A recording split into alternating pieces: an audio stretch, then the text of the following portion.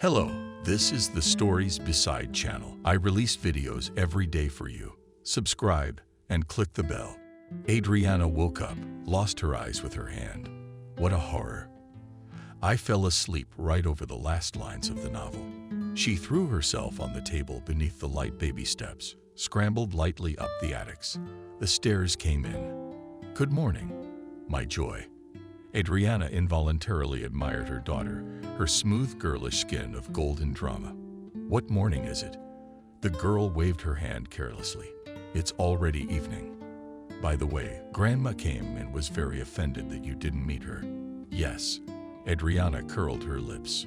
When she's going back, I'll be sure to see her off. And through the laughter. How contradictory are you adults? You teach us to control ourselves, and you don't hold back at all. You're so smart. Adriana pressed the print button, and the pages popped into the printer tray one after another. She stood up from the table and laughed lightly. You'd better make me a strong cup of coffee and I'll be in touch. Adriana headed towards the bathroom. What coffee is in there? Betty was indignant. Do you need a solid dinner? As I recall, you haven't eaten anything since last night. Adriana turned to her daughter and smiled. I won't say no. Then hurry up. Come on down. I've heated everything up, golden child. Adriana thought, turning on the water and closing the door behind her. The weather in Marseille had been beautiful all month. Adriana had a new contract with a publisher, and the novel had a large print run. She rested most of her time, spending it with her daughter. Betty inherited her mother-in-law's looks and her mother's temperament, and no amount of education could curb it. In this regard, Adriana's relationship with her mother-in-law was difficult. She demanded from her some kind of extra care for her son. She imposed her way of life in the house, constantly accounted for excessive displays of affection. Adriana had long ago managed to disappear from that black English family, to go to her parents' small house in Marseille. She wanted to live not according to a schedule, but according to her mood and desire to write at night and sleep until dinner. She had managed to do that before her mother-in-law arrived. But nothing. She would soon be on her way back to England. Adriana could not wait for that moment. Soon, however, an event occurred that changed their relationship with each other.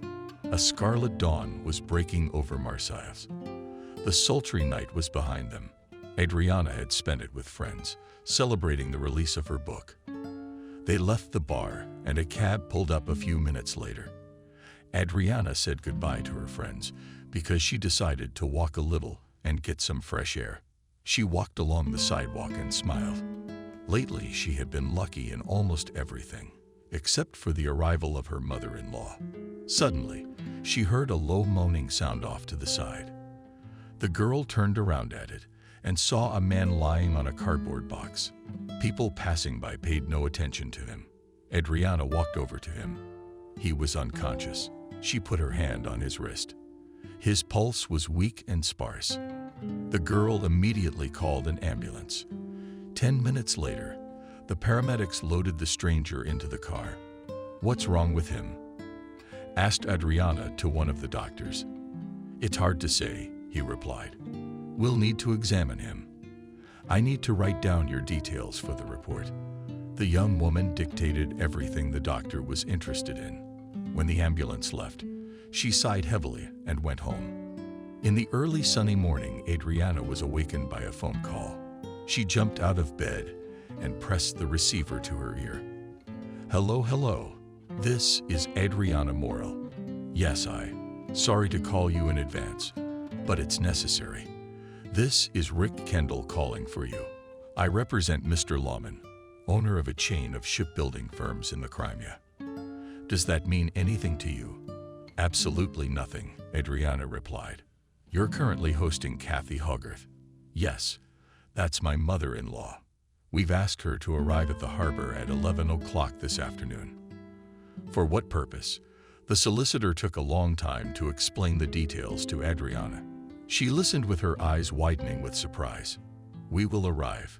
She fumbled confusedly for the telephone receiver to hang up. Finally, she managed to do so.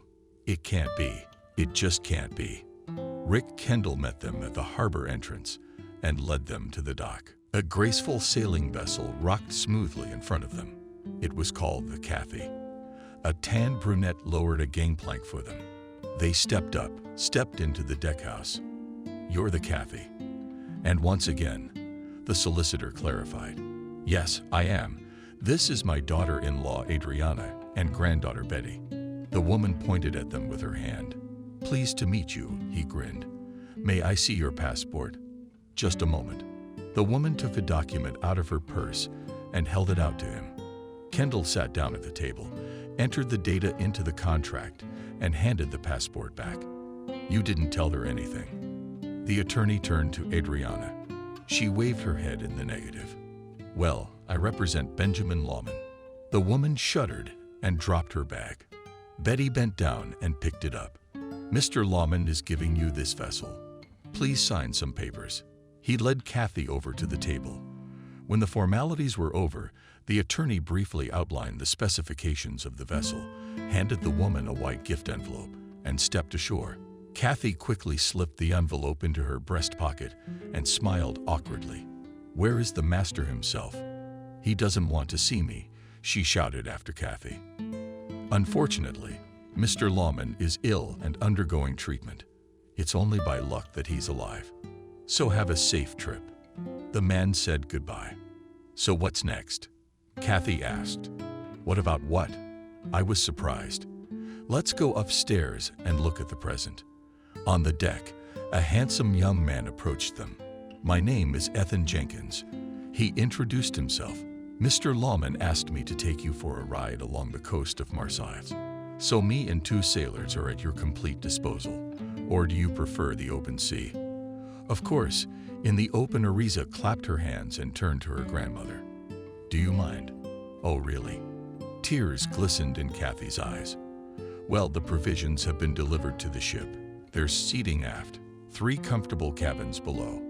Let's go." Adriana nodded to the boy with a smile. He looked at her admiringly and went downstairs. Betty followed him. The 2 women were left alone. Adriana looked at Cathy questioningly. "I'd like to explain everything to you, but I can't find the words," she said. "I don't think that's necessary." Adriana laughed. She took her novel out of her large sports bag and handed it to her mother-in-law. Soon the yacht was out on the open sea. The engine smogged. The sailors pulled up the sails, and Betty brought Adriana a warm plaid. She spread it out on the deck. She sat with her arms around her knees and listened with pleasure to the music of the waves. There was quite a bit of Ethan in the deckhouse. "You promised you'd let me stand at the helm." "Well, give it a try." Ethan stepped aside. Betty put her hands on the helm. "Wow, that's great. You speak Russian really well."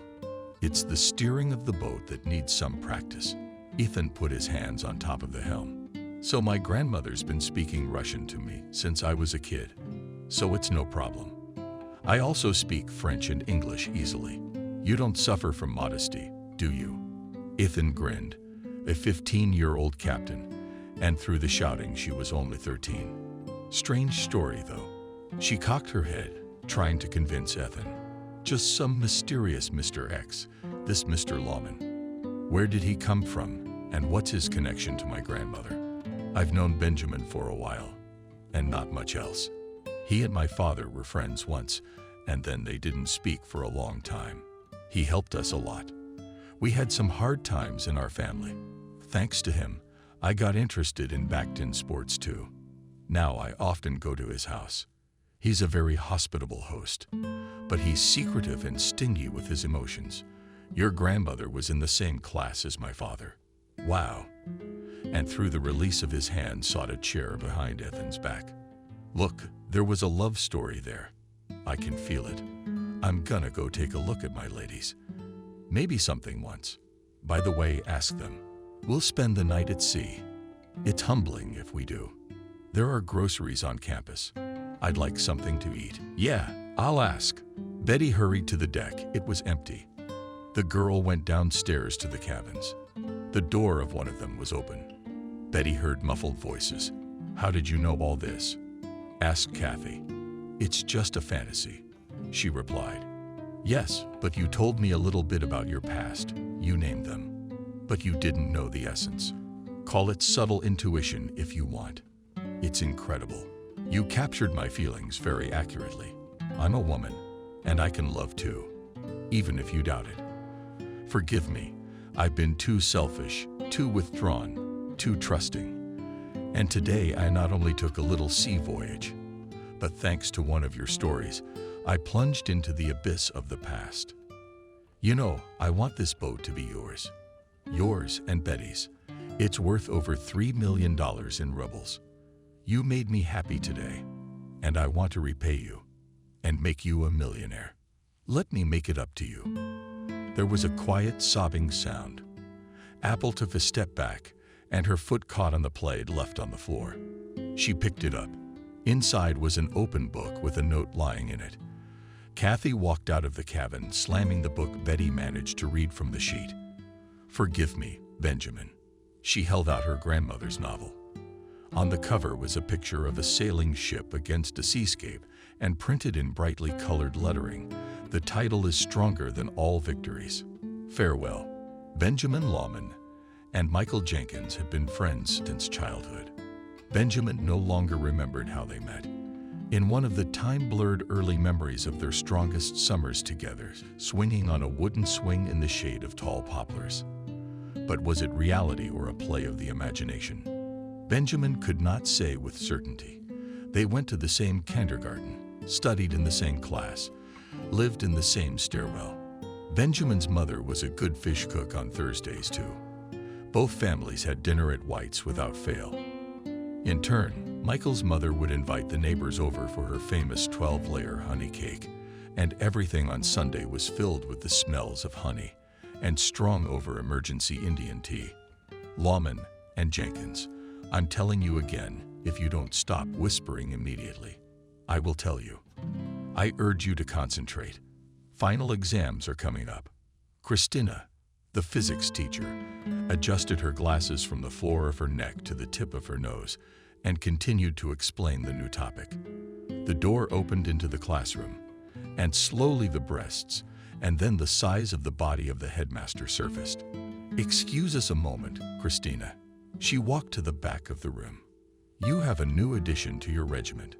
Meet Kathy. She turned to the students and pointed to a tall, white-skinned girl who entered with her hair carelessly golden at the back of her head. Please love and pity her. She will be studying with you from today.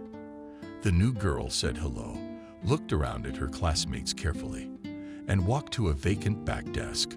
Very nice. Michael winked at his friend. Benjamin shrugged indifferently.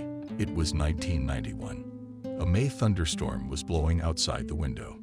Benjamin had brought back another medal from the swimming competition, right on the eve of his majority.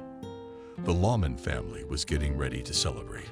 A statuesque blonde woman was setting the table in the kitchen. A handsome man with a somewhat sly expression watched the goose cooking. He carefully opened the cupboard door, once again filled his glass with Wermec, and sat down at the kitchen table, happily holding out the amber drink.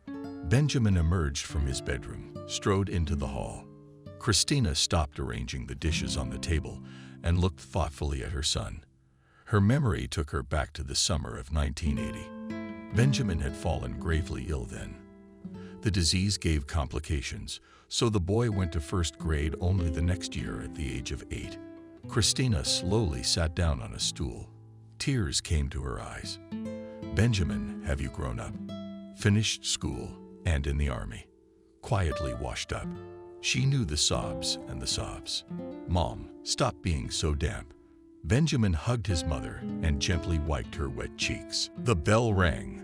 Christina immediately lit up, stood in the front doorway, and Michael's glowing face appeared. He walked in and appraisingly looked at his friend. Well, you've made your point. He commented on Benjamin's strict new suit. Benjamin put his index finger to his lips. Now the parents will be gone. I've changed the present. He explained. I don't want to offend. Michael nodded understandingly. How is the goose? Christina shouted in the direction of the kitchen. When William heard his wife's voice, He rummaged around the kitchen with an unacceptable glass in his hand. Finally, he set it down behind a flower pot on the windowsill and walked into the hall. Christina looked up at him. Yes, she stretched out. The goose is ready. William lowered his eyes and shivered, letting his wife into the kitchen. She opened the oven, pulled out a baking tray. The goose was covered with a pink-brown crust. The sweet smell of meat and spices filled the room, and this one was ready. She turned off the stove, then took an unopened bottle of Vermouth from the cupboard and silently handed it to her husband. But that's it, guys. She turned to Benjamin and Michael. Make your own mashed potatoes. You guys gonna split up? Knock us out. She opened the door and went out onto the landing. Christina called her William. What did she turn around for? She forgot to take off her apron. Christina laughed, took off her apron and threw it over her husband's head in the direction of the smirk. All the boys, and caught it on the fly. Christina knocked on the neighbor's door. Michael's mother appeared on the doorstep. A Syrian Cossack, come in, neighbors. She smiled broadly, handing Michael a tray with her signature cake. Benjamin bowed theatrically. Thank you very much for such an appetizing birthday present. May it be yours. I got embarrassed and closed the front door. The guys returned to the apartment. Michael went into the hall and put the cake on the coffee table by the window. Benjamin was in the kitchen draining the water off the potatoes. Go potatoes, he called out to his friend. I'll go and change my clothes. At the whistle of the tray rhythmically melody, Michael smoothly opened the refrigerator, took out milk butter, and plunged into the process of cooking mashed potatoes. When the dish was ready, he tangled the pot tightly in a terry towel, grinned contentedly, and headed for his friend's room. Benjamin had already changed into a dark green Empire, tight blue jeans, and was radiantly removing 2 liter bottles of vague liquid from under the couch. Michael gasped with joy. And I thought I'd have to settle for a crown. How did Granny manage to show solidarity? Benjamin held out the bottle to Michael. Yes, she's a worldly old lady. Michael winked at his friend, went into the hall, and put the bottles on the table. The bell rang insistently. Benjamin went to the front door and opened it. From the threshold, the guests gave a friendly shout. Happy birthday. Happy birthday. Thank you. Benjamin playfully bent to roll the whole thing. The noisy crowd could barely fit in the narrow hallway. Michael immediately rushed over to the tall, slender brunette Clara. He helped her take off her windbreaker. He hung it on the rack and sat down carefully, taking off her shoes. From the flawless feet of a classmate, tipped it lightly over her head. Slaga laughed contentedly. Michael became. She grabbed his waist with her hands and lightly touched her lips to his cheek, the young man. Then, closing the embrace, confidently took Michael under her arm, and they walked to the table. Benjamin accepted the clothes of his companions, Sam, Jack, and Sophia, and looking at the filled hanger, he went to the bedroom, folded the jackets on the sofa, and returned to the guests. They were rattling their plates in friendship, pouring themselves cold appetizers. Michael was serving alcohol when the doorbell rang again. Benjamin suddenly shuddered.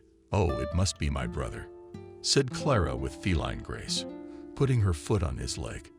Yeah, uninvited, and definitely with some new girl. She cast a sly glance at Benjamin. He was in no hurry to open the door. Michael patted me on the shoulder to open it. Benjamin waved his head negatively and headed for the front door himself. It was indeed Sluod's brother, and he didn't come alone. Alex was holding the hand of a new girl from their class. Happy birthday, Benjamin. He said, happy birthday. You don't mind my company? The boy nodded at Kathy, and she looked a little embarrassed. No. Benjamin smiled confusedly. Come in. Alex quickly took off his denim jacket, threw it on the podium, and rubbing his hands, made his way into the hall. The crowd gave a friendly buzz. Greeting him, Benjamin and Kathy were left alone. You can undress in my room. He guiltily nodded toward the coat rack and strode toward the bedroom. Kathy followed. The room was in semi-darkness, Benjamin held out his hands to help the girl remove her cloak. Kathy stopped him and took a small box out of her pocket. A present. She smiled as she opened it. It was a miniature model of a sailing ship. "Congratulations. I hear you want to join the Navy." Here she held out the model 7 feet under the keel, both at sea and in life. "Thank you." Benjamin smiled, looking at the gift. Kathy took off her cloak and laid it on the back of the couch. She liked it. Did she glance at the birthday boy? Very much. Benjamin set the model on the bookshelf and held out his hand to Kathy. "Let's go to the guests." "Let's go." 12 pairs of eyes in the crosshairs, hand in hand. They appeared in the doorway for a moment. There was silence in the room. Alex flew over to Kathy and pulled her to the table, seating herself next to him.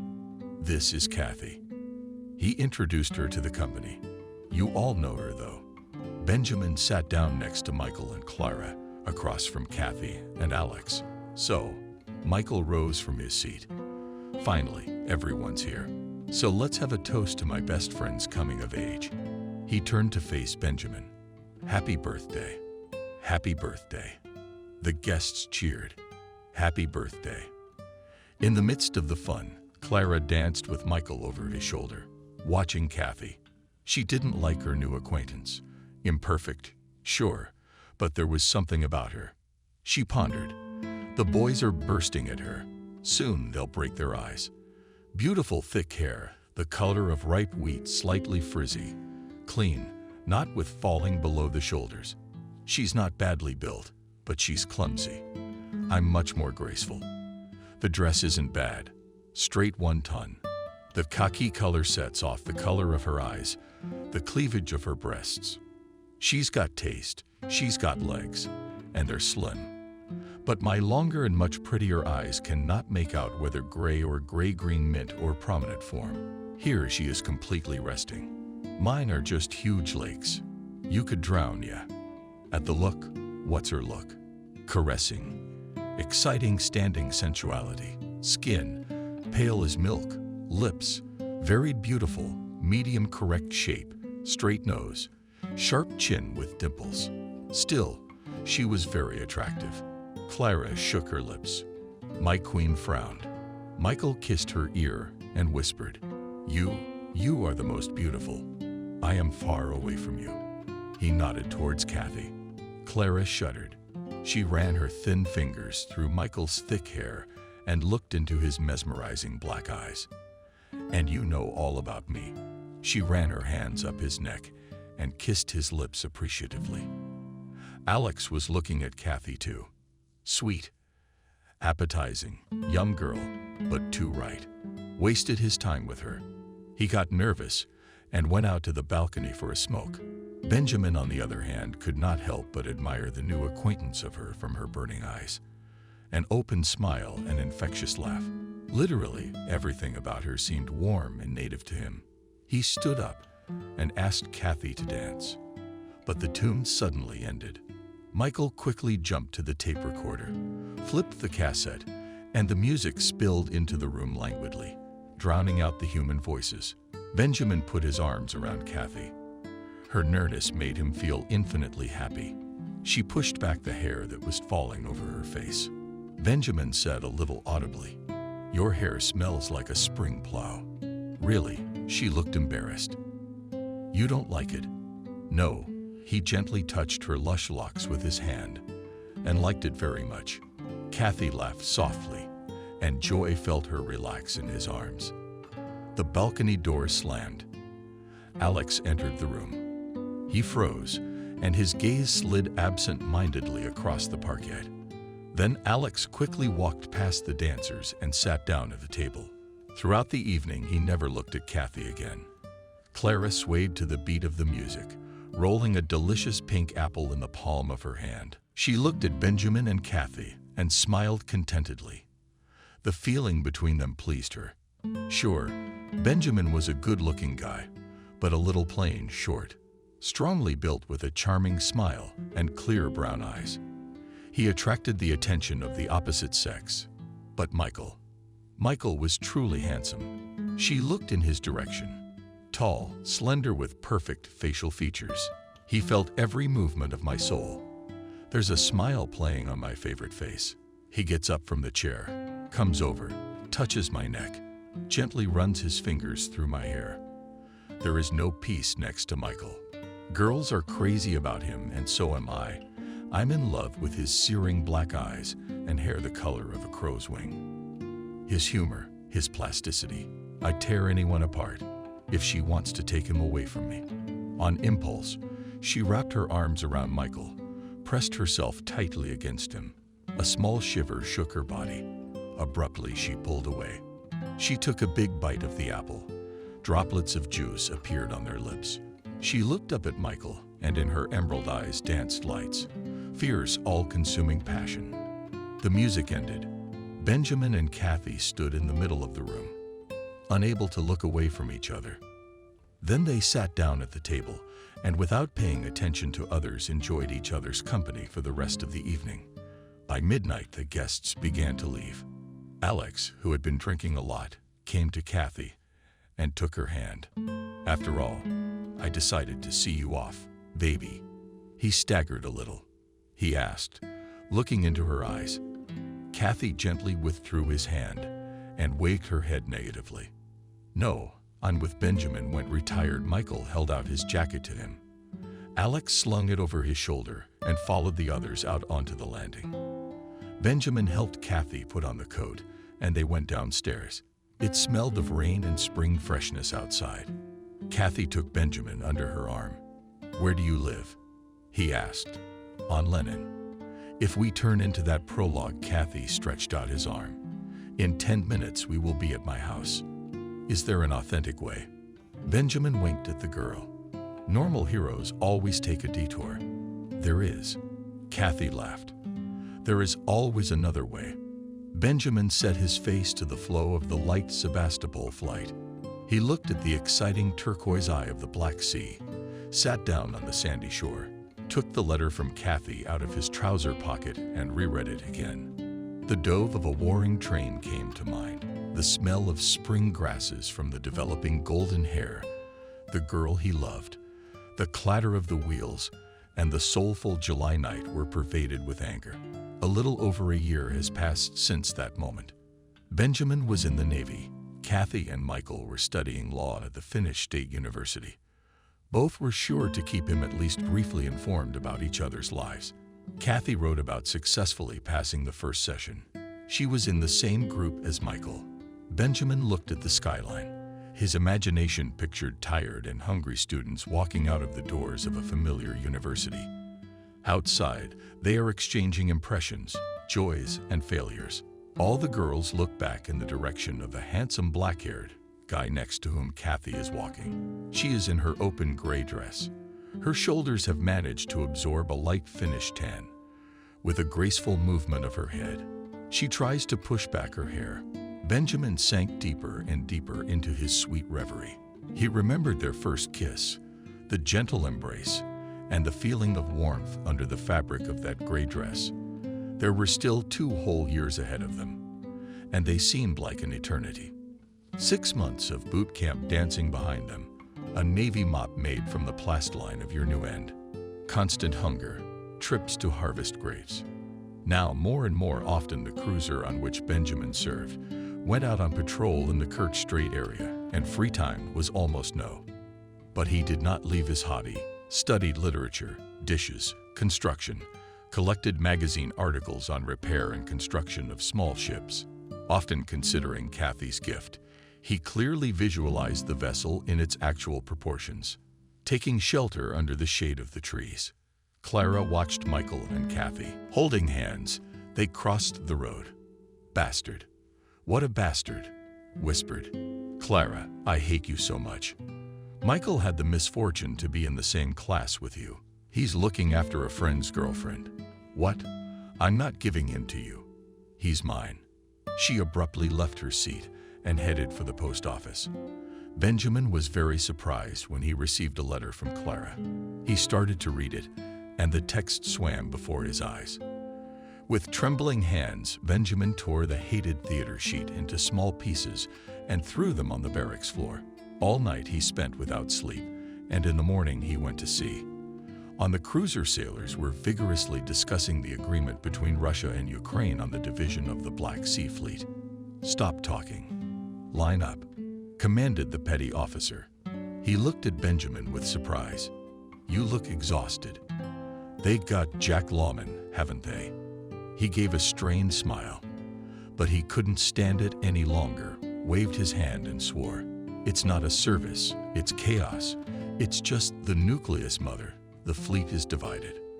Benjamin suddenly realized with horror that the fate of the Black Sea Fleet is finally decided, and the city became even colder. The heart lived with pain and emptiness. There was a noise of engines. The cruiser was gaining momentum. The streets of Enrico View were alive. Michael walked into the entryway of a 5-story building. As he walked, he brushed snow off his coat. He ran up to the 4th floor and rang Kathy's apartment bell. She opened the door. "Urka." Michael impulsively hugged her. "I invited Benjamin to the wedding." "Yeah. And what did he say?" There was a flicker of hope in her eyes. "He hasn't written to me at all." "Nothing." Michael rubbed his frozen hands together. "I'm just waiting. He's got to react to his best friend's dark ties." "That would be nice." Kathy smiled weakly. "Christina says he hardly writes at all, which isn't like him." "When is your wedding?" "Clara's in a hurry. We filed the application today, so in exactly 1 month, I'm breaking up my single life." "Do you think Benjamin will be able to make it?" "I don't know, honestly, Michael. I don't know. He hasn't said anything for so long. Probably fell out of love with me and met someone else." "What are you talking about?" "Kathy, nonsense. You see the mess going on over there. I called the unit. They didn't even call him. They said he's not supposed to. He'll write. He'll write." Michael and Clara got married. A year later, they had a son. Kathy took care of her sick father for a long time. But despite her best efforts, he passed away quietly in his bed in the early spring morning. Kathy was left alone with her mother. She waited expectantly. But Benjamin never wrote. Kathy was walking home when a May thunderstorm came noisily into town. She froze in the rain, wiping her tear-wet eyes. Someone covered the girl with their umbrella right up to her.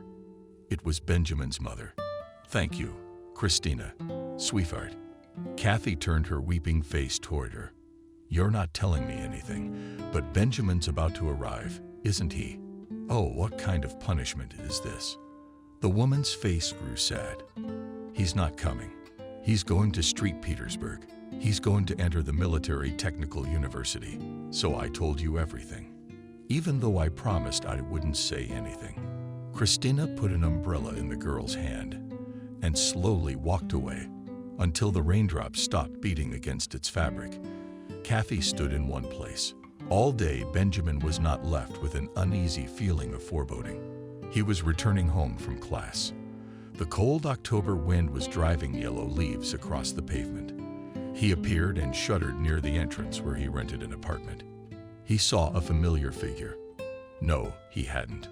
It was her, Kathy. He swiftly approached her, heart from nodding frantically dove. He stopped and looked up at her. She was wearing a light green mush world coat. The wind ruffled her golden hair. "I'm here to see you, Benjamin." Her fingers sawed, clasping the strap of a lady's purse. Benjamin almost didn't hear her blood pounding annoyingly in her temples. "What was between you and Michael?"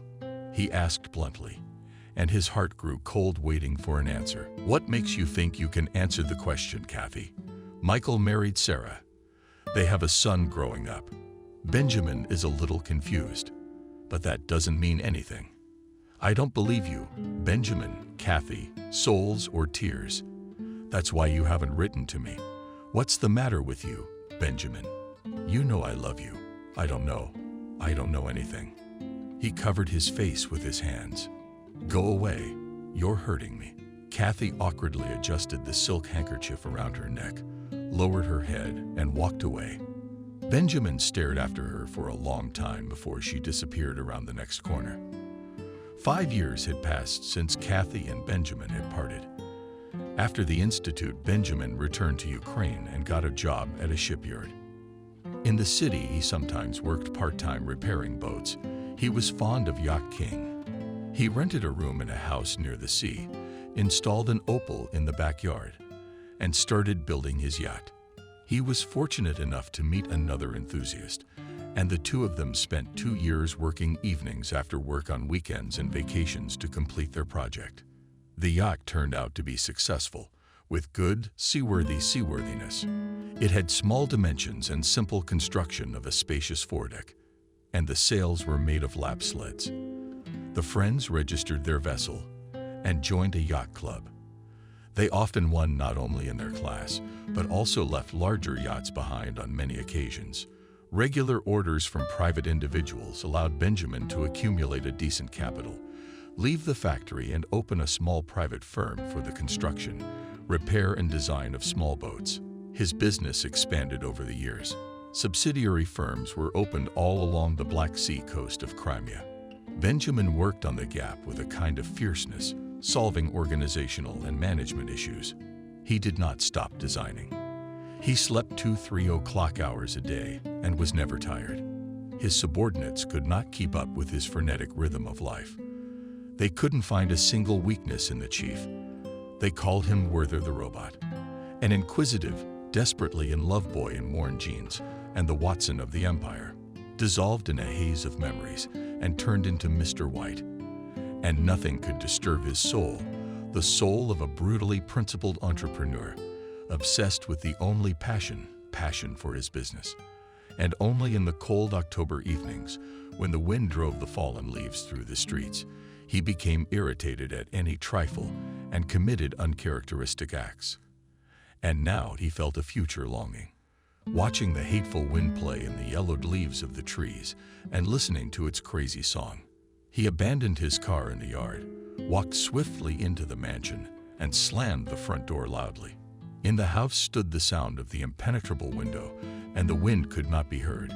But in the heart of the man leaning helplessly against the front door, louder and louder conquered the extended October wind. "Why so loud, dear?" A glamorous, long-legged blonde appeared in the hallway. She languidly led the way past him, showing off all the charms of her figure.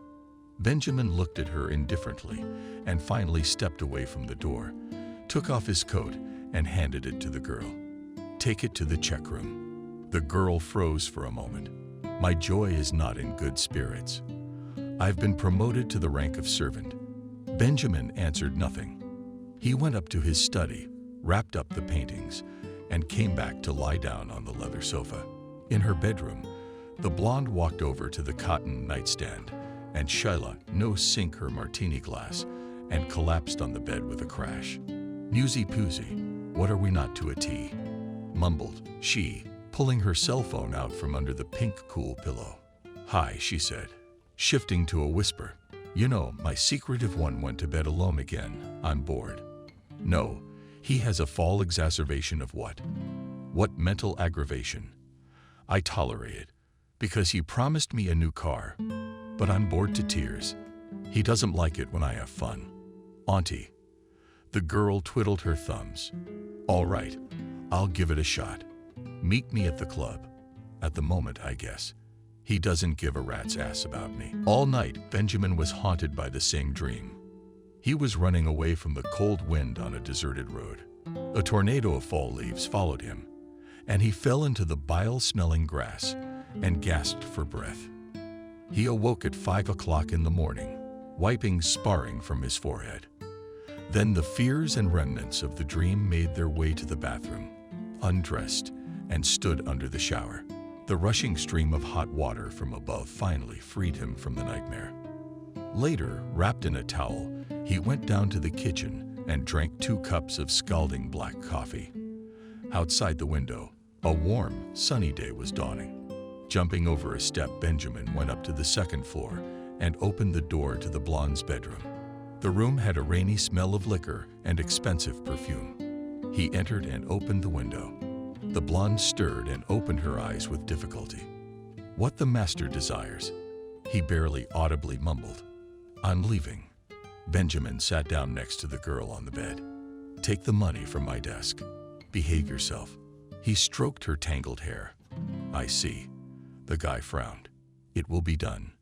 Benjamin stood up and headed for the exit. You don't love me at all. He followed. He closed the door silently behind him. Benjamin stared, watching everything around him shrink. The fields of the forest.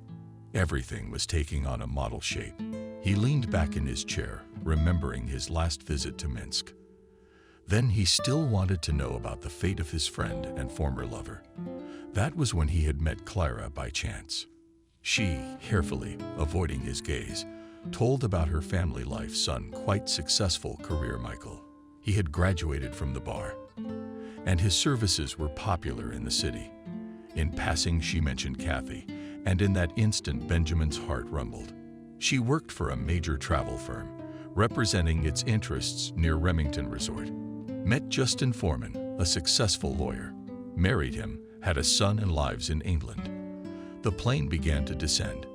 This time, Pinsk welcomed Benjamin with warm weather. He drove up to the house of his youth and immediately looked into the outermost windows of the third floor. He quickly climbed the stairs and hesitantly pressed the bell button. The front door bolted open and Christina appeared on the threshold. Her lips quivered. Benjamin. She stepped toward him and pressed herself against her son's chest. Mommy's going to be a flood. Benjamin put his arm around her shoulders and kissed her gray temple. Volodya, why are you lying down? Meet your son. She took Benjamin's hand and pulled him into the apartment. With a radiant face, William appeared in the hallway. He hugged his son. What brings you to our neighborhood? Passing through, he asked. Benjamin waved his head in the negative. No, I just missed you. Why didn't you say so? With trembling hands, Christina offered her hair. I would have cooked something delicious. Well, make it now. William cast an angry look at his wife. And you, son, will you rest from the road? He approached Christina, and they retired to the kitchen. Benjamin took off his coat and shoes and went into his room. Nothing had changed there. As before, on the bookshelf stood his favorite books. An old plush blanket lay on the sofa. Benjamin lay down and instantly fell asleep. He dreamed of the dark, raging waters of the Black Sea. A strong wind tore the sails of his yacht. An oncoming ship emerged from the fog. A woman stood at the stern. She held out her arms to him. A gray, damp haze enveloped her silhouette, and it dissolved into space. Still in the power of sleep, Benjamin opened his eyes and pulled the smell of roasting meat from his nose, bringing him back to reality. In the kitchen glowed Christina. On the table stood a plate of appetizingly beer-battered. What a regal breakfast awaited me. Benjamin stretched sweetly. Lunch. Christina changed to a whisper and hurry up. Because my father has been eyeing the cognac since yesterday. She nodded towards the final. Well, that's fixable. Benjamin went through the baths. Half an hour later, the whole family gathered around the table. Withdrawn after 3 knocked-back shots. William asked his son, I hope you're joining us for a long time. 3 days at your complete disposal, answered Benjamin. We've been working on the clogs. It was delicious. A big smile spread across Christina's face. What are your plans for today? What plans? There is a proposal in advance to agree to everything. Benjamin spent the whole day near his parents. They drove to the cemetery in quiet sadness, stood by a dear grave, went into the little chapel next door in meridian of church candles.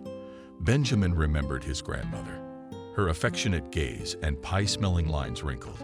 Then they wandered around the evening city for a long time, had dinner in a small cafe, and returned home. Benjamin was paying off the cab driver when a cell phone appeared in his coat pocket. He beckoned to his parents to come up and started the conversation. The manager of the yacht club was calling, with details of the past regatta. Benjamin listened to the occasionally over-lively emotional subordinate, while his thoughts swirled to one thing. Everything. Then Alex, everything, then he said, and passed out. The bright light of car headlights for a moment blinded him. Near the entrance, a cab slowed down, from which a tall, black-haired man got out. He walked quickly past Benjamin, but suddenly stopped and turned to face him. "Hello, Benjamin." "Hello, Michael," replied Benjamin, clutching the cell phone in the palm of his hand. "Are you visiting?" asked Michael. "Yes," Benjamin said. "Not for a while." "I see." Michael hesitated and, looking at the toes of his shoes, said quickly, "Kathy is here visiting her mother and her son."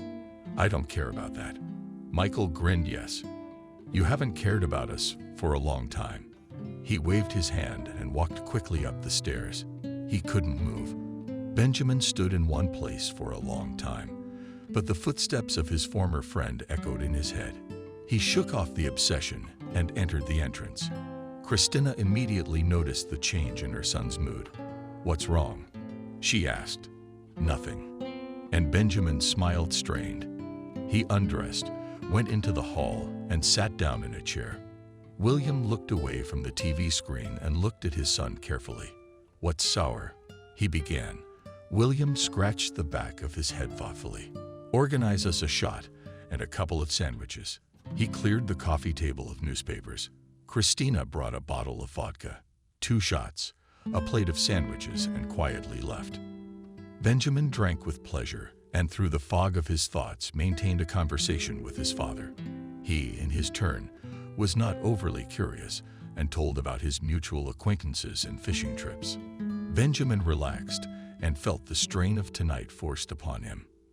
He laughed at his father's jokes, shared his impressions of the changes in Minsk, and almost completely forgot about his meeting with Michael.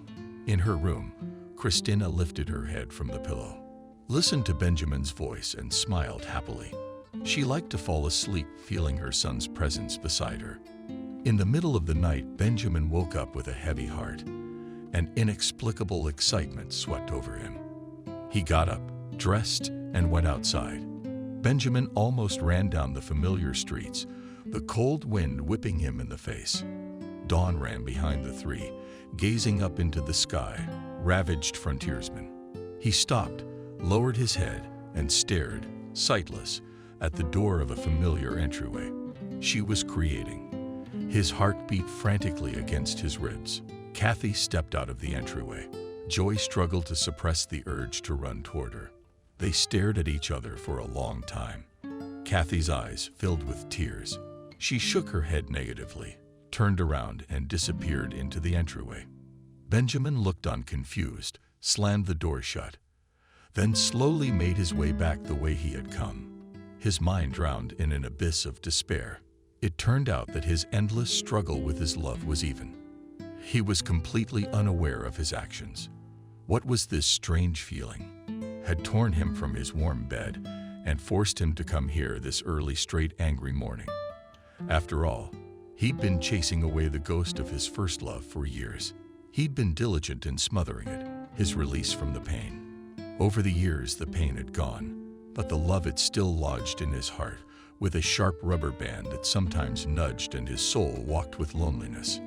He walked and swore himself for the past, Kathy for the present. But why? Why had she left?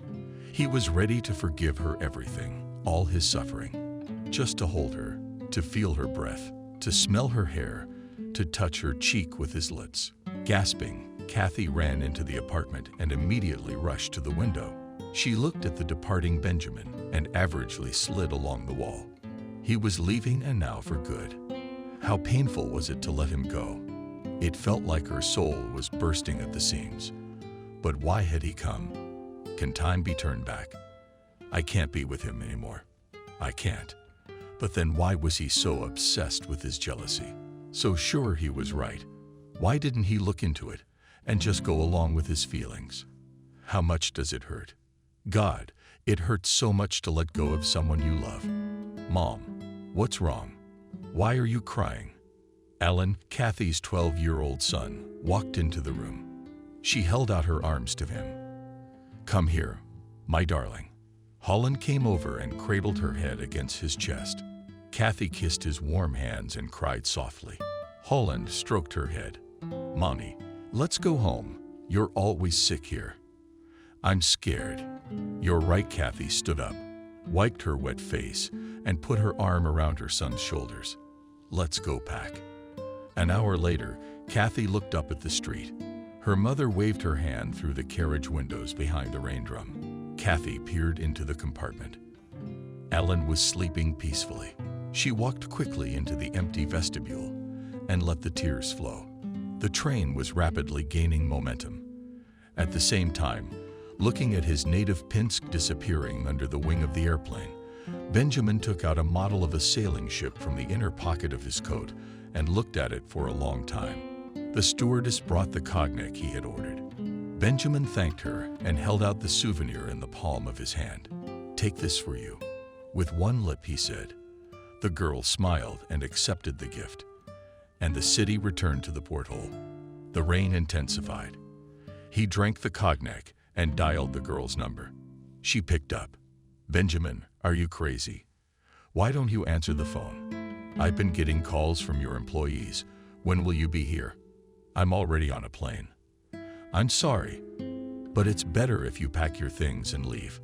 That girl's voice turned into a scream. "What kind of asshole are you? You found a toy. Come and go, damn you.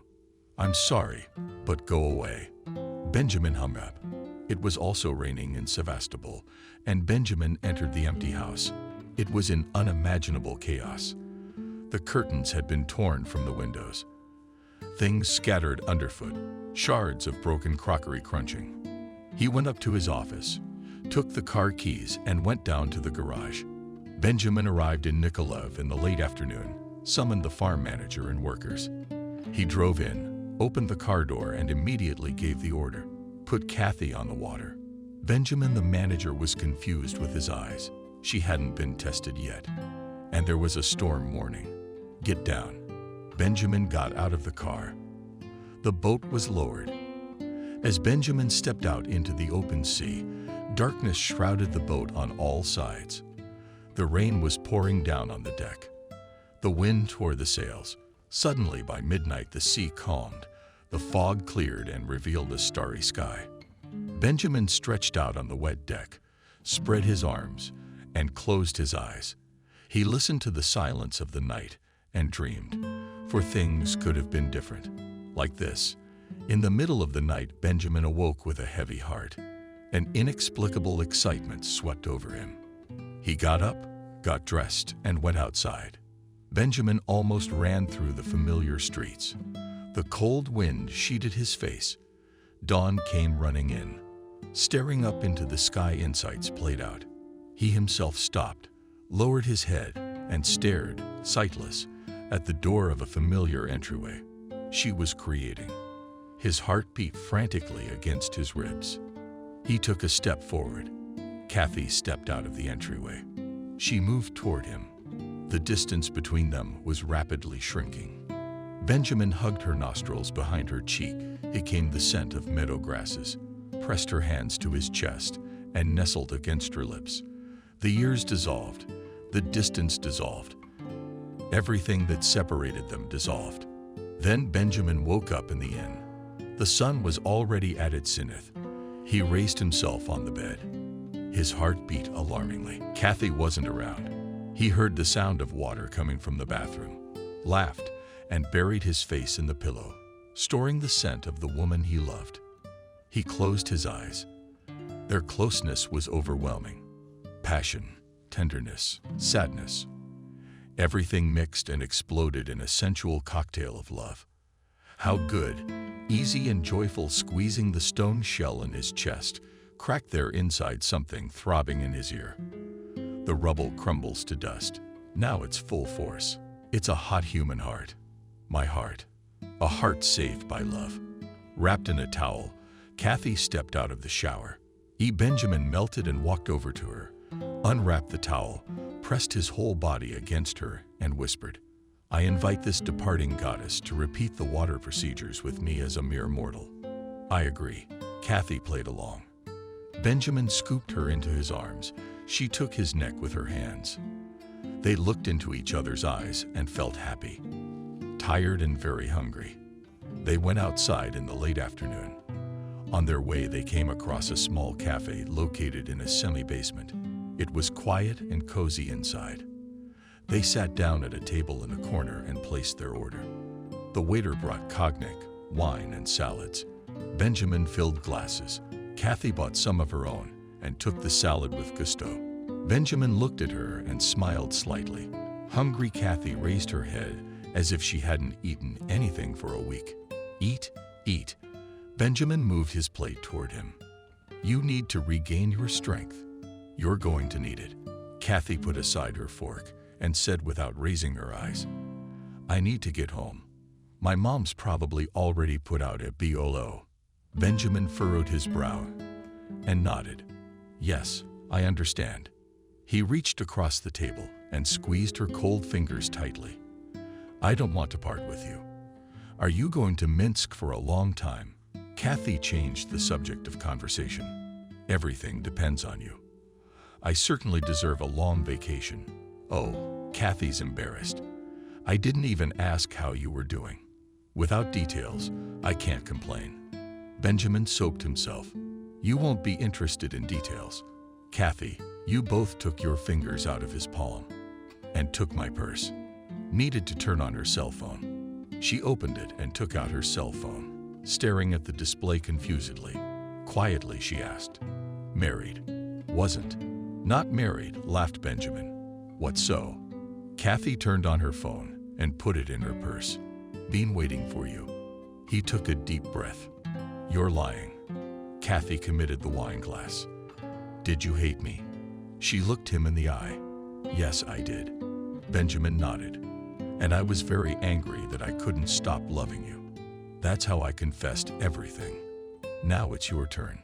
Tell me about yourself. He's nothing remarkable. Kathy waved her hand. Being a homemaker, my diploma is considered a piece of paper in the land of misty Albion. What does your husband do?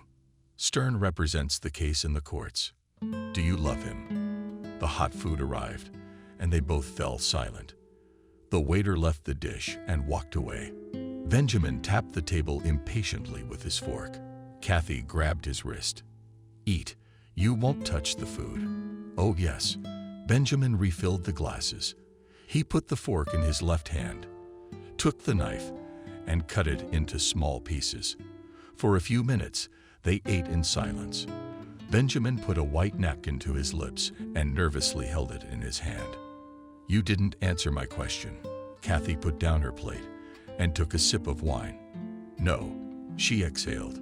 But he's a good man. Let's not talk about it. At least I have to go now. Benjamin nodded. He waved to the waiter and paid the bill. They left the cafe in a cold fall downpour. Benjamin caught an available cab and opened the back door of the car, covering Kathy with the edge of his coat. He flew to her lips. Call me when you get there. He slipped his business card into her hand. I will. Kathy got into the back seat. Benjamin slowed down a little and slammed the door behind her. The car moved off. Soon the light from its taillights dissolved into darkness. Benjamin stirred in his sleep, opened his eyes, and looked at his wife, sleeping next to him. The woman's hair fluttered across the pillow. He slid his lips over her naked shoulder and got out of bed. Carelessly threw on a robe, went down to the bathtub. After showering with wet mussed hair, he made his way to the kitchen. Brewed coffee with a steaming cup in hand, he walked to the window and opened it. In a MIG, the room was filled with our smells of spring. He took a sip of coffee, set the cup on the windowsill, and walked back into the bedroom. Kathy lay on her side, putting a hand under her head, and the thin rays of sunlight, reaching through the dense mountain, slid down her body. A whiff of icy wind brought the dreamer to his senses. The play of imagination was over. Benjamin sat up and fixed his gaze on the endless blue surface of the sea and the frowning sky, which was once again covered by heavy clouds. This was his life, joyless and empty with an unhealing heart wound. It could have gone on like this forever if not for one amazing event. It was a cool May night when an angel showed up at Benjamin White's apartment.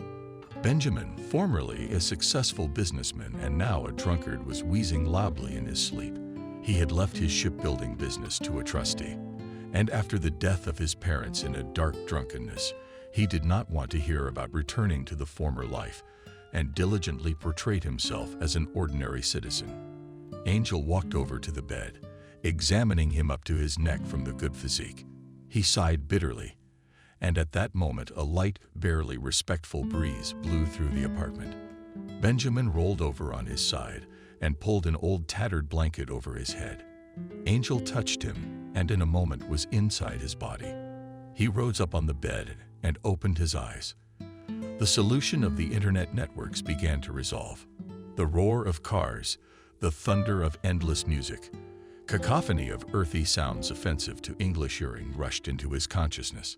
He took a deep breath, felt the heavy particles of lead and zinc sink into the bronze along with the air, smelling the native odors of exhaust, his wife. Plastics decomposing and garbage made him dizzy and nauseous. He lifted Benjamin's body off the bed and tried to take a few steps around the room. The body was very heavy. In addition, everything inside him was groaning and aching. Angel regarded Benjamin's weakened arms and legs with amazement. He turned to the lonely mirror standing in the middle of the room and shuddered when he saw his reflection. Staring back at him was a bewildered, utterly powerless man of the earth with a flushed complexion and droopy eyes. "Jesus," he shouted out, pointing a shaking hand at the reflection in the mirror, "and I'm his guardian angel. This is a nightmare.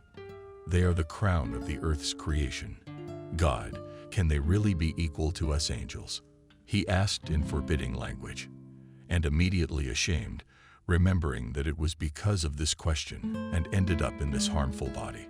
But it is unbearable, these physical sensations, this cloudy consciousness. It's impossible to live in this world.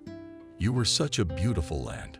When I looked at you from above, Angel covered his face with his hands and cried quietly. As if agreeing with his sadness, the sky cried with him through the window insistently behind the drum of rain. Angel opened it joyfully, exposing his face to the cool and fresh wind and gathering the raindrops in his palms. The rain stopped suddenly. Angel sank down on the windowsill and with an inner gaze, immersed himself in Benjamin's body. The angelic powers left to him were negligible, and yet it transformed him, cleansed him of toxins, strengthened his blood vessels, and increased his circulation. "That's better." Angel exhaled. He looked around and walked over to the clothes closet. He opened it and picked out a decent suit. He threw off his worn sports tights and left shirt, took a shower, shaved his hair, and changed his clothes. Then he walked over to the dust-covered mirror, looked in it, and was pleased with what he saw. The reflection showed him a blush, a man with bright brown eyes, a stubborn, finely coarse mouth, and a strong-willed chin. He headed confidently for the front door, stepped out onto the landing, locked the door with the key, put it in his jacket pocket, and walked swiftly downstairs. After the rain, the air smelled of lawn and blooming lilacs. The streets glowed with colorful new lights. In spite of the deep night, the city's drinking establishments were bustling with revelry. And these people neglect even sleep to sin more. Angel marveled as he passed two drunken teenagers, arguing about the merits of their cars. Angel felt the anger boiling up inside each of them. He knew that in a few minutes a seemingly innocent altercation would escalate into a massive street brawl, injuring not only the disputants and their cars, but innocent bystanders as well. He turned down a dark, unlit alley, and with his fine angelic hearing, he heard in the distance a child's tearful crying. He ran quickly toward it. Soon he saw a small brick building. Next to it, leaning against the wall, sat a girl. The angel wanted to approach her, but suddenly stopped. A woman came out. "Sonia, little girl, what happened? Why did you run outside? It's so dark. And how did you manage to open the door?" The woman sat down next to the girl, hugged her, and pressed her to herself. "Well, tell me what happened." Lisa had chocolate waffles for her afternoon snack. I hid them to give them to Vanya in the canteen tomorrow. He's my little brother. He likes sweets better because he's little. The girl buried her face in her knees and sobbed even harder. Zhukova Anka took them away from me, and she said that if I told anyone or cried, she would make me dark. So I came out here at night so she wouldn't hear. The girl finishes with tears running down her cheeks. I want to cry. It's a shame, isn't it? Baby, you're my golden girl. Come to my place. I'll give you tea and chocolate waffles. We're supposed to be submariners too. And luckily, I didn't eat them. We'll put Vanichkas aside. I'll distribute them in the morning. Adam's in the kitchen, and she'll give them to him personally from you. And from now on, let's make a deal. You'll keep all your sweets for your brother at my place, and we'll be safe, okay? Oh, Lisa, thank you so much. You're my visitor, too. Not childishly serious, thanked Sonia, standing up in nightgown from Prilepin and grass. Angel came out of the shade of the trees and sat down on a bench near the orphanage building. He could feel the breathing of the orphaned children in their sleep, saw how the girl Sonia raised waffles, and from the bread howled hot flavored tea from a glass. After a while, the woman and the child climbed the stairs. The angel heard the rustle of bedclothes and finally saw with his inner gaze as the sleepyhead fell asleep, smiling happily in her sleep. Quite imperceptibly, the first rays of the rising sun appeared in the sky. Its light cast reflections on the green trees. The city was waking up, and Lisa offered earnest prayers for her pupils, and went curbed by a passion for wine, to drink her neighbor Benjamin. At 6:30 in the morning, she left the building, easily slung the strap of a lady's purse over her shoulder, and suddenly she stood frozen in place in surprise under the mighty old poplar trees. Benjamin was sitting on a bench, slightly askew from old age. "Benjamin, what are you doing here?" "I'm taking a walk in the fresh air," Angel answered, somewhat embarrassed. He moved slightly. "Would you like to sit next to me? Look how beautiful it is. You don't often see such things." He pointed to the huge pale moon disk that was receding over the horizon. Lisa slowly walked over to him and sat down. For a few minutes she admired the moonset. Then the angel turned to her and gazed at her with some unusual tenderness for a long time. "What a marvelous creature. Do moment these golden curls, Sasha, very much go to her green eyes and cheerful freckles. Probably everything in her image is aesthetically flawless." Lisa was embarrassed and looked away. "You're a strange one today, Benjamin. The way you talk to me. You're looking at me as if you're looking at me for the first time. It's really the first time I'm admiring your beauty." Lisa laughed. "No one has ever said that to me before. No one thinks I'm beautiful. On the contrary, more like a dunce, a stupid woman." The angel gently stroked the picture of the hand. "You are beautiful, because your heart is rich in goodness and love." "Really?" Kitten's eyes involuntarily filled with tears. "Is that the main thing?" "That's exactly what it is. Somewhere I heard a poet say, 'What is beauty?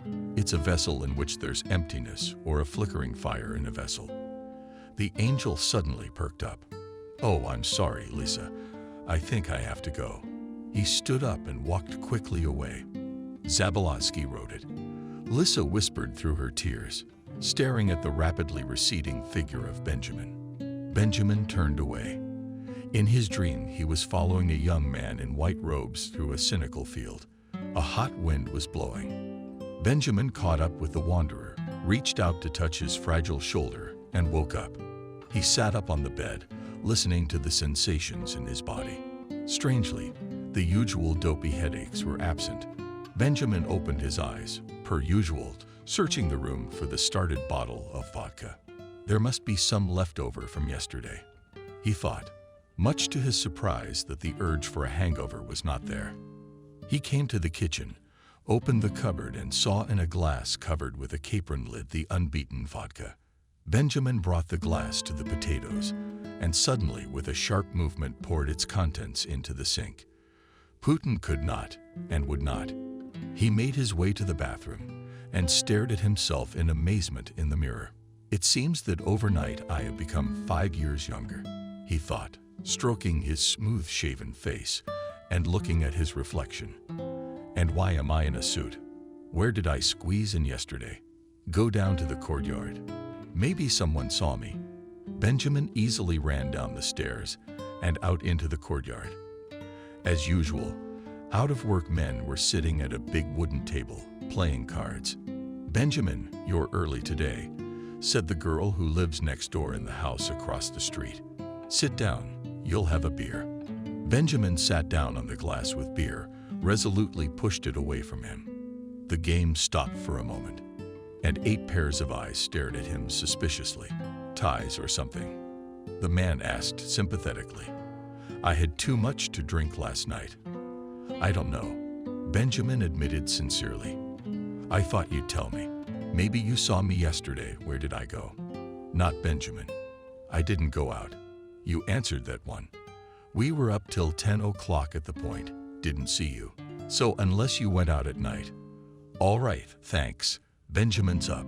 "Come on in just as we're getting into it." Invited him in. The men rolled up the driveway in a friendly and loose manner.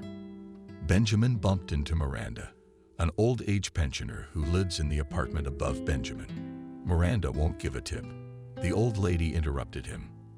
"That's not what I meant. Why do you always ask? Is there a break today?" "For how long?" Miranda asked wryly. Benjamin started, waved at the woman, and entered the entryway. He was going up quickly when he saw his neighbor on the landing. Lisa was scrubbing the floors in the entryway. She deftly clutched a branch rag and left her image. "Hi," saying hello. "You're already hard at work. At least you got some rest tonight." "It's my entryway duty." "Where are you going?" "I slept a little." "What about you?" "I just got back." Lisa stared at Benjamin. Benjamin sat on the windowsill. "So you saw me going out last night?" "No, I didn't. I was on duty." "I saw you in the morning." Lisa wanted to tell him about their conversation at dawn, but something stopped her. "What morning?" "Yes, that's right." Lisa lowered her eyes. "I just thought you were out this morning." "What a miracle. I must have gotten there, but I don't remember how I spent the evening." "Maybe you wandered off into the night too." "I don't remember anything." Lisa looked regretfully at Benjamin in her ear, wiped the floor on the platform, and cautiously said, "Do you want to come to my place? I'll feed you breakfast." "You mean you want some more, how?" Benjamin felt that his appetite had been whetted. "A kind soul always feeds me. At least I used to say thank you when I was drunk." Lisa smiled. "Oh, Lisa, I can imagine what you thought of me." "Okay, you go upstairs, and I'll run to the bucket." Benjamin jumped up from the windowsill, easily picked up the bucket and went down to the yard. Lisa went up to her apartment, washed her hands and put the kettle on the stove. When Benjamin returned, he found Lisa in the hallway. She had already taken off her work robe and was tiredly pulling her handkerchief from her head. Benjamin put the empty bucket in the corner and turned to Lisa. And in a new way, as if seeing his so familiar acquaintance for the first time, Lisa stood opposite him and smiled at him very openly and gently. A strict white blouse emphasized the poverty of her skin. Her golden curls were loose on her shoulders. Benjamin was surprised that he had never noticed this femininity and beauty in Lisa before and felt awkward because he could not take his eyes off her. "Benjamin, why are you standing there like a stumbling block? Come into the kitchen." He shuddered, woke up from his reverie, went into the kitchen, and sat down at the table. Lisa carefully set the table, poured Benjamin some tea, made sandwiches, and sat down across from him. "What's up?" "Well, I'm sorry, we're happy with what we have." She waved her hands in the air. "Uh-huh." Benjamin began to eat hurriedly, glancing furtively at Lisa. "Lisa, why don't you have anyone?" "Well, I mean men." Lisa looked sternly at Benjamin, got up from her chair, and went to the window. "An indiscreet question, Benjamin. Why don't you have anyone?" "Well, it's not fair to answer a question with a question." "And then I've had women."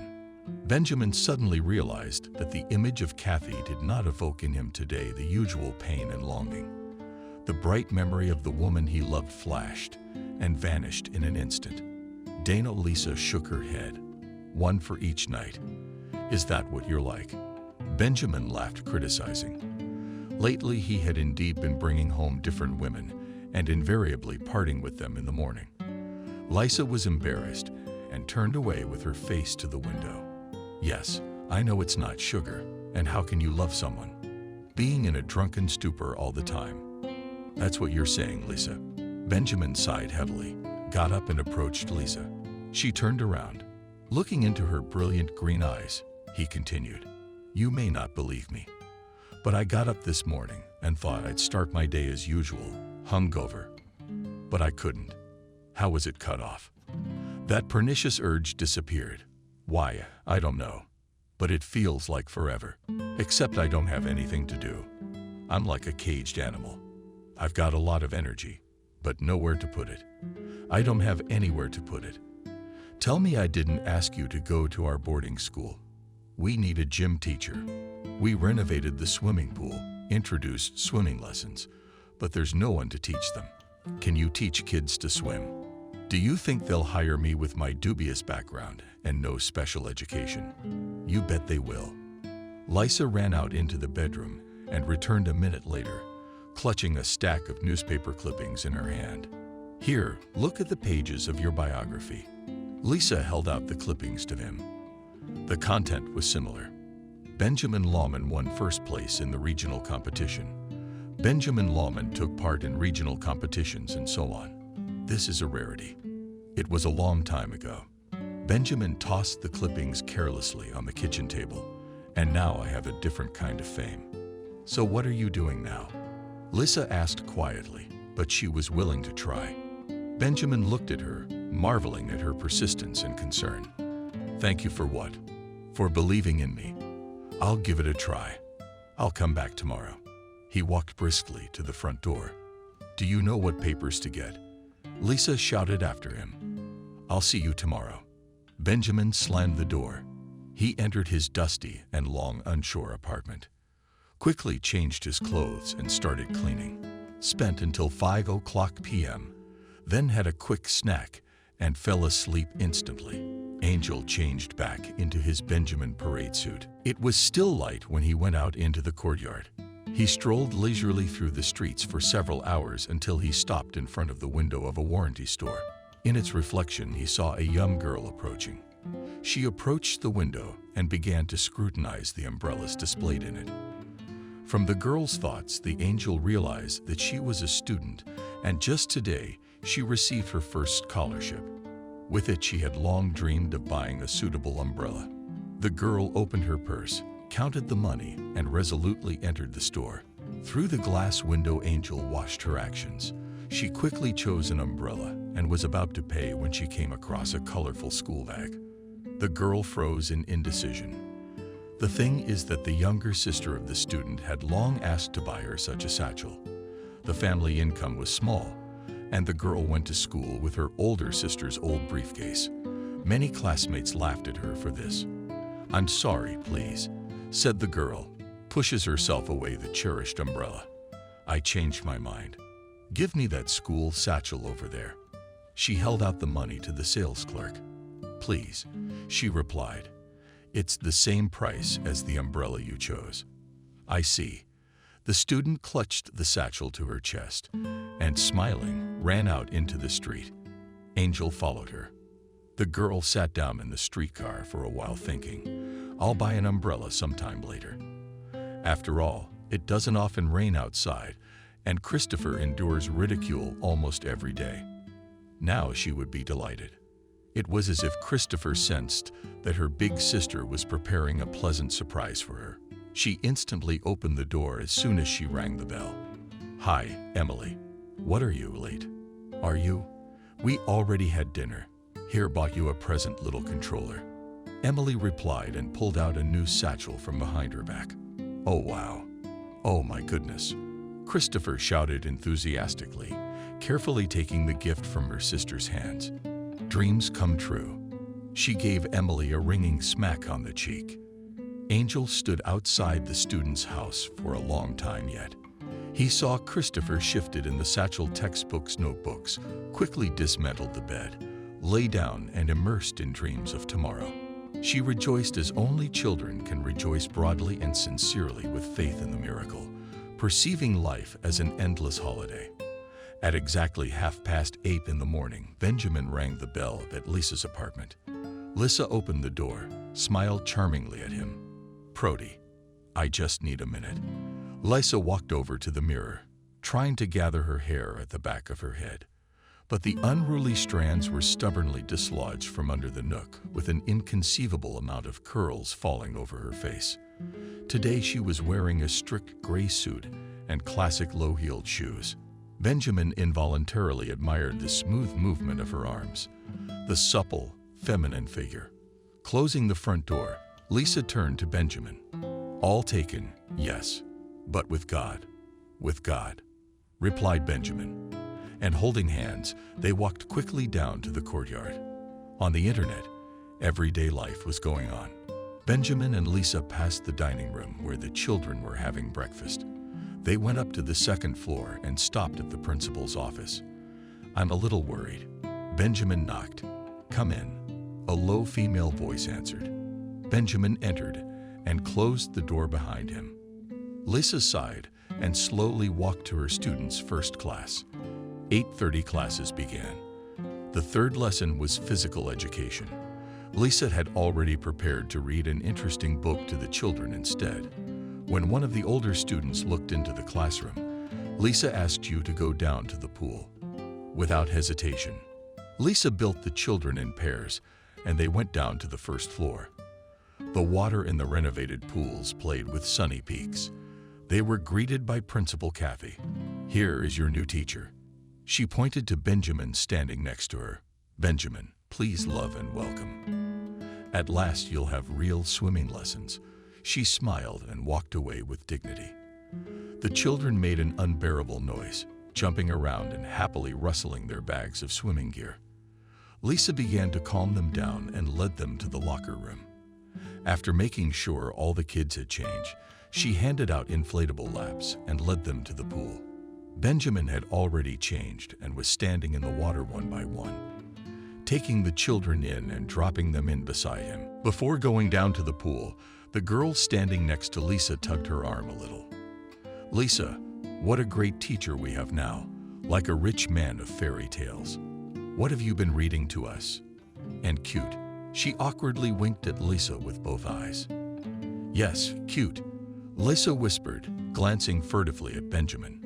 He lowered the enthusiastic sleepyhead into the water and said, "Thank you for your help. Lisa, have a seat on the bench, and we'll get the lesson started." Lisa sat down on a low bench near the wall and watched mesmerized as Benjamin led the class. The bottom of the pool was sloped, and the deepest part of the pool was fenced off with soft netting. The children spread freely around the perimeter, while Benjamin practiced with each one separately. Other children swam around them on inflatable laps. For the girl, the time flew by unnoticed. She kept a close eye on one of her pupils. Rick Lukov stood knee-deep in the water for the whole lesson without taking off the lap. Benjamin came up to him several times and asked him something. The boy stubbornly turned his head from side to side. When all the kids had gone up to the pool deck and were heading for the locker room, Benjamin approached Lisa and asked to leave Rick for the big break. He promised to bring him to the next class himself. Rick stood in front of Benjamin forcefully, clutching a rubber lap. "You're afraid of the water?" directly asked him Benjamin, very much so. Rick gritted his teeth. Benjamin looked at this skinny, sighing, desperate boy and moved closer to him. "And you can cling to my arm as well as to your inflatable lap." He stretched forward a strong, muscular arm and knelt down next to the boy. Rick awkwardly pulled off the circle and lay down on Benjamin's arm, wrapping his arms tightly around him. Benjamin surrounded Rick around him for several minutes, but how was it not a scary time? "I was scared too, really. I chickened out. And then it got really interesting, and the fear went away." "Let's go deeper." "Yeah."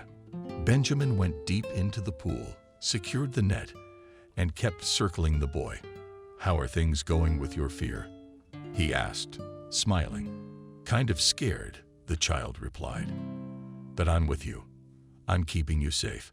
I can promise that you will be a good swimmer. Teach you. Go ahead." Rick raised his bright, hopeful eyes to Benjamin. eyes visibly.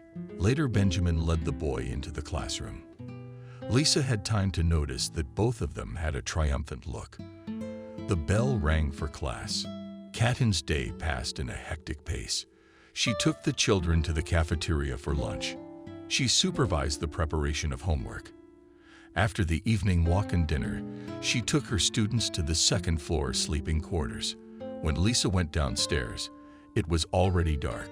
She entered her office and saw Benjamin sleeping peacefully on the couch. Trying not to disturb his sleep, the girl silently conjured up the door of the large valuable. She pulled from the shelf a blanket, with which she carefully opened Benjamin. After a little thought, she went up to the children's bedroom and lay down on the vacant bed. Angel squared his shoulders and hurried to the exit of the boarding school building. Kathy was coming down from the second floor. She slowed her step and leveled with him. "Finished, Benjamin. Yes, you've had a hard day. But the kids are so happy. They need movement, activity." Angel nodded silently, and they walked outside together. "I let the driver go today, or I would have taken you." "I apologize," in a frightened tone, said the principal. "Raised, you know, that and can give you me tonight." She said goodbye and walked forward through the poplar alley. Angel waited a little while and followed her. Kathy walked very fast until she stopped in front of a rusty, long, unpainted gate. She made a mess of them. Two guys were walking towards her, pushing a wheelchair ahead of them. "You kept us waiting," said one of them. "You're paying for your wasted time." "I was only 10 minutes late. I paid in advance." "What's your complaint?" she replied. "Here are our claims." Claimed. The other pushed in the direction of Kathy, the wheelchair, delivering herself to her destination. And thereupon the young men withdrew as far as they could. Kathy, she lay down on the wheelchair and rolled it along the street. Pulling into the courtyard of a shabby wooden matrimonial house, she knocked on the door of one of the apartments, and a gray-haired, slightly stooped elderly woman answered it. "Oh, Kathy, you come in, come in." No, Camille, you're the one who's coming out with John." She pointed to the stroller. "Oh, he's asleep already. Let's go wake him up." The two women went into the house. They woke up a light-haired boy of about 17. They carried him under their arms into the yard and put him on the stroller. Camille turned on the porch light. John quickly mastered his new means of transportation, drove out onto the road and rolled forward to whistling bravura tunes. Kathy breathed in the fresh night air. Now Camille John can walk on his own. "Thank you." "Don't worry, Kathy, we'll probably pay in installments. John doesn't have a disability. I can't get him, and I didn't have anything to deliver him on. I wanted to go to the hospital alone beforehand. Yes, I'm afraid to leave him in case something bad comes into my head." "Well, I don't need anything from my pension," Kathy interrupted her. "It's a gift. The main thing is to make his life a little happier." Kathy waved goodbye to John and went home. "Oh, our benefactor is noisy," Camille sighed after her. "God bless her." She crossed herself fervently. It was already the first hour of the night when Kathy got tired, sank down on a bench near her house, and thought for a long time. She thought about her son Robert. For the past 2 years, her relationship with him had not worked out. He tried to do everything against his parents, introduced dubious acquaintances, was rude, drank a lot of alcohol. Under the threat of leaving home, he demanded to buy him a motorcycle. Kathy has long been saving money to fulfill his demands, and thereby at least somehow to establish relations with his son. And this morning, without a drop of regret, she spent the money she had bought to buy a wheelchair for the young man who had been in a serious accident and lost the ability to walk. "What am I going to do with a low one?" she thought. "Mom, are you okay here?" She heard the voice of her son, sitting alone and in the dark. Dennis came out of the shadows and sat down next to her. Kathy remained silent. A mother's heart clenched in anticipation of the usual bards. "Man," Robert said softly, "I'm sorry for everything." "I'm sorry to you." Kathy flinched in surprise, and while she woke up on the bench, Robert stood up. "Yeah, I'm sorry. I don't need no motorcycle. Just, I'm sorry, you'll forgive me." He walked over to his mother and put his arm around her shoulders. Kathy covered her face with her hands and burst into tears. Angel stood nearby and watched the embraced mother and son walk into the entryway. He knew what had caused such a sudden change in the young man. Today, one of Dennis's friend's father had died suddenly. And seeing the grief of his comrades, he realized a lot of things. In the morning, Lisa caught Benjamin walking from the pool shower. He cleverly rubbed his back with a large terry towel. "And Lisa, and I had time for a swim." He gave her a friendly wink when she fell asleep on your couch last night. "Where did you sleep last night, my dear?" "I'm in the bedroom with the girls. My shift's over. Why don't we go home together?" She suggested it. "Wait, I'll be right back." Benjamin went into the locker room and in a few minutes returned dressed in tracksuits, sneakers. He came close to Lisa and, a little embarrassed, said, "It's a day off today. I wanted to invite you to go out of town. It's about 30 minutes by train. I have a house. I inherited it from my parents." Benjamin stared at Lisa, listening to the rumble of the train wheels and looking out the window at the tender spring greenery. Lisa and Benjamin looked at each other occasionally and were silent. Each was thinking about something else. Lisa had been in love with Benjamin since high school. There was a time when the whole town was proud of his athletic accomplishments. Lisa collected all the newspaper magazine articles about his accomplishments. Every day she saw him at school, surrounded by ultra-fashionable high school students, and knew her love was hopeless. The likelihood of Benjamin paying attention to her was zero, and then he fell desperately in love with Kathy. Idolized her, never left her side.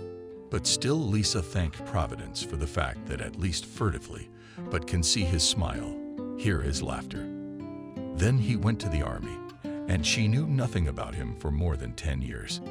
It was an incredible coincidence that years later Lisa got an apartment from the boarding school in the same building where her idol lived. So much time had passed, and she was not surprised that Benjamin did not recognize her. After all, he had never paid attention to the skinny 7th grader with adoring eyes that looked at him. Life had decreed that his idol had fallen, and he was unrecognizable. But in Lisa's soul there was no contempt or disgust for him. She strove to help Benjamin. Sometimes during long periods of drunkenness, she was the only one of his acquaintances who dared to enter his den. Bring food, take out the trash. If anyone called Benjamin an alcoholic, Lisa's heart clenched pitifully. She prayed for his soul, but he looked at her as if through a wall.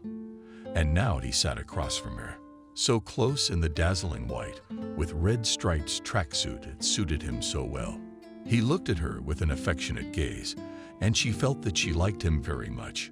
His former indifference was replaced by admiration and care for her.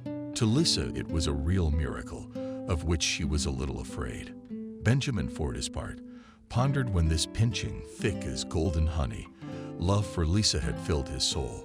He had never once hugged her or kissed her lips, but he felt very happy in her presence.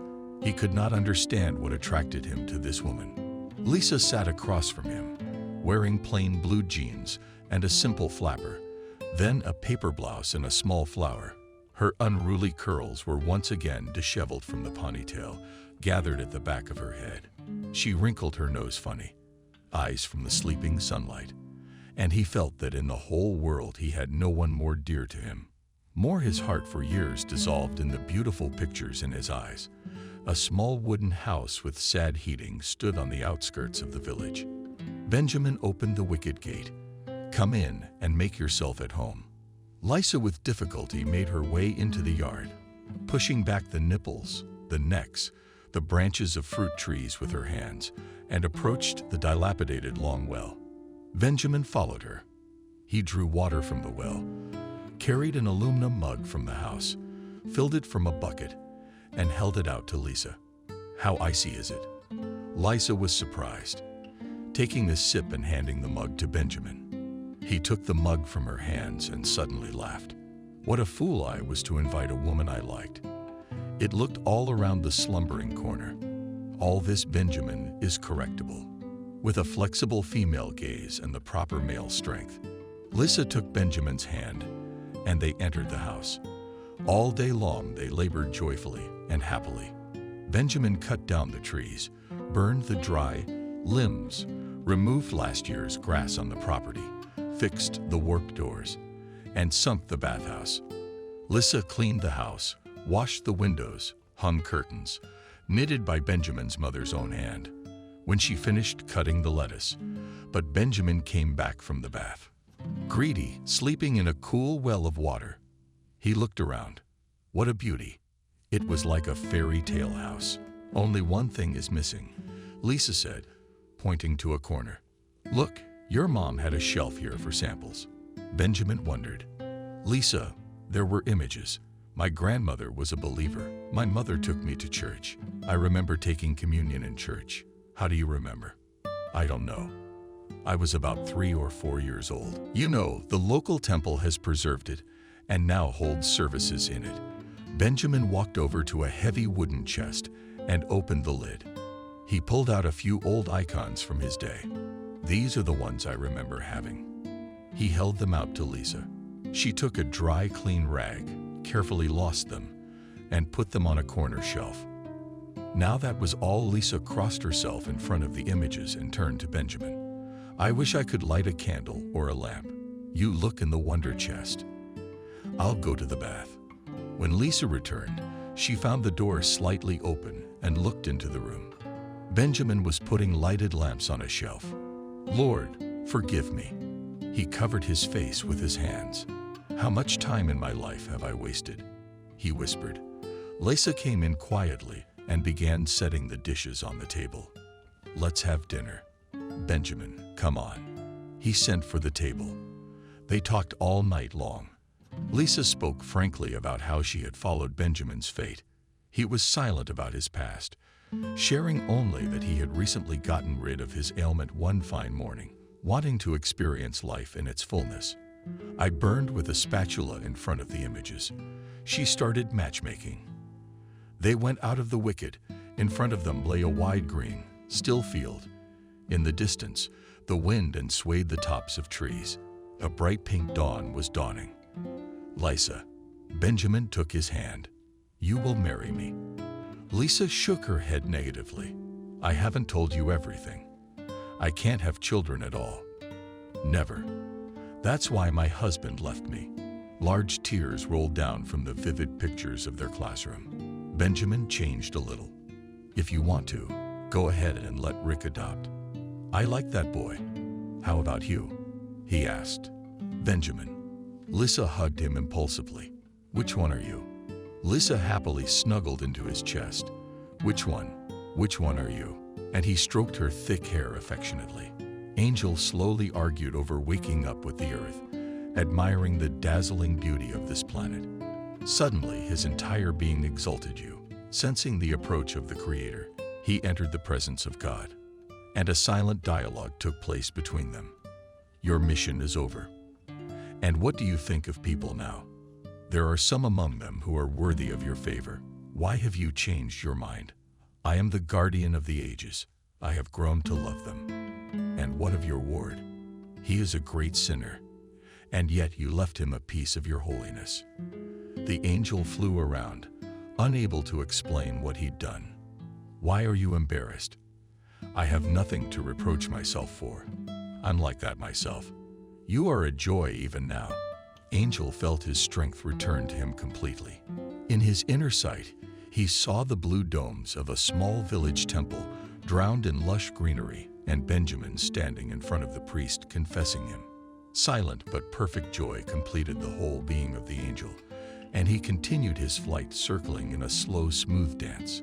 And at this time, one of the cosmonauts of the Russian orbital station observed an unusual phenomenon.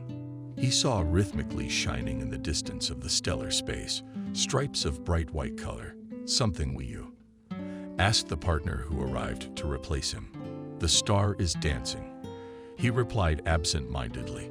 Partner sailed to the porthole, lightly pushed his colleague in the shoulder, and covering the space panorama with his head. After a few minutes, he turned around and said, There's nothing out there. The haze and the cold. Go get some rest.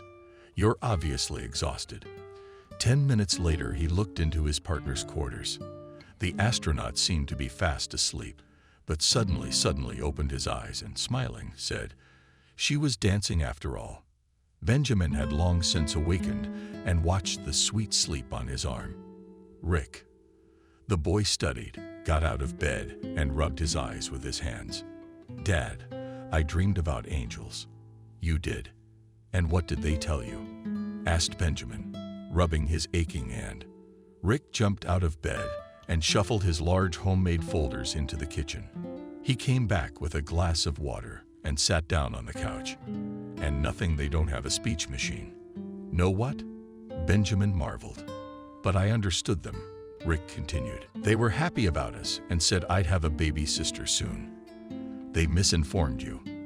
The front door shrieked and Lisa, who had returned from duty, walked in. "They're awake." "Yeah," Benjamin answered. "Lisa, our son's been dreaming about angels. They say he's going to have a baby sister." Lisa sat down in the chair and stretched out the rest of her legs. "They told him the truth, didn't they?" A joyful twinkle in his eye. She answered. Benjamin's eyebrows rose in surprise. He got up from the sofa, dressed silently. Then he walked over to his wife, sat down on the windowsill chair, leaned over, and kissed her soft pink lips. Rick also walked over to Lisa and asked thoughtfully, "Will you love me less when she is born?" "Silly, my foot child." Lisa pulled him close to her. "My love is enough for everything." She got up from the chair. "Let's go wash up and have breakfast, since you're up so early." Benjamin looked thoughtfully at Lisa and her son, then went into the bedroom, closed the door behind him, and raised his moist eyes to the iconostasis of the house.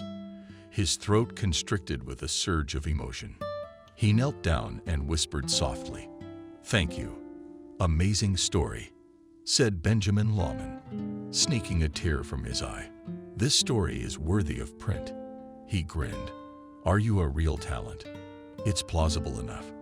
"Well, except for the presence of the angel. You have a very fertile imagination. But I think he was present in this story, and when we met, you know, more than 10 people walked past you. When you were lying there on the sidewalk, and I was the only one who approached you. Yeah, maybe you're right. It wasn't the sudden change of climate and low blood pressure that made me sick. I just fainted. People thought I was some kind of boom. Although I was wearing a very expensive suit at the time." Benjamin laughed.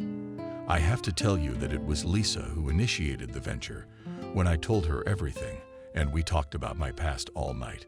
She thought it was the most important thing to take that step, to ask for forgiveness. And the logical conclusion, in my opinion, was for Kathy to take possession of the yacht. But it only lasted a few hours. She reshoot it to you the same day. That's how God directed you to reward me for my rescue the day before. I guess the angels really did guide us. How else do you explain these twists of fate? I absolutely agree with you. Benjamin, if it weren't for your guidance, I would hardly have written such novels. You're a great fortune in my life." Benjamin walked over and took Adriana's hand. Together, they walked to the side of the ship. The quiet turquoise sea stretched out before them. A gentle, warm breeze ruffled their hair. Both were happy and content with life. Benjamin was free of past resentments. An idea for a new novel was born in Adriana's mind.